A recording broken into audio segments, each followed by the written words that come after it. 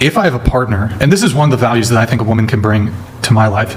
So if she can alleviate certain things in my life that make my life easier, and in so doing, I guess, let's say her earning potential is $70,000 a year. My earning potential is $5 million a year. You gotta love Brian Atlas from Whatever Podcast, because he never makes sense no matter what he says. He uses an extreme example. Okay, yes, if a man was earning $5 million and a woman could only earn $70,000, in comparison, maybe it's not worth the woman working. But for many couples, $70,000 a year isn't a bad wage, and a lot of couples depend on both partners earning $70,000 to make $150,000.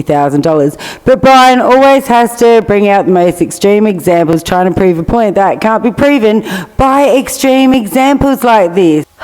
But carry on, Brian, carry on. If she can alleviate my time so that I can boost my income by 10%, wouldn't it make the most sense that she just stays at home and supports me in all the ways that she can support me, and I can bring in an extra $100,000 or $200,000 a year?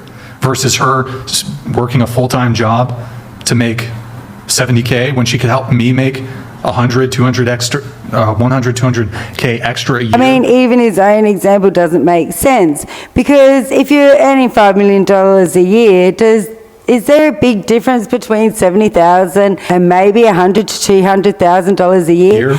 By staying home and helping me in my mission. That if we're in the ballpark of earning $5 million, we could actually be paying for a cleaner and stuff like that and freeing up everyone's time.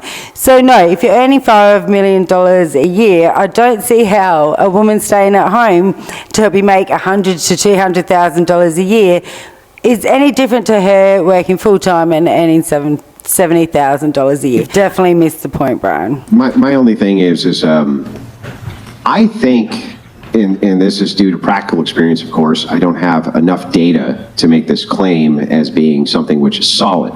But this is just from kind of a mixture of anecdote and then what I perceive. So to be clear, that Andrew is the type of guy that says anecdotes or opinions mean nothing. He goes offering his opinion and trying to make out it's valid. Men will go through absolute hell on earth in order to take care of their women and their family, if they just have this kind of minimum threshold which is given to them. And the thing is that there's so much willfulness. It's almost like what happens is if you give somebody too much, they just begin to expect more and more and more.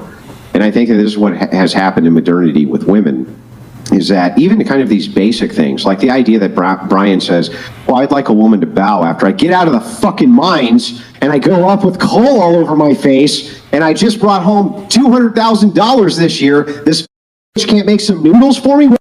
So did any of what Andrew just said make sense to any of you?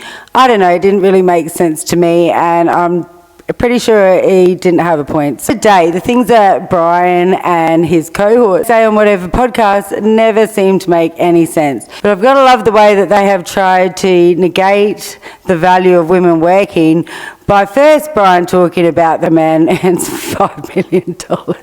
It's not worth his wife working, which I'm pretty sure we could all maybe agree with.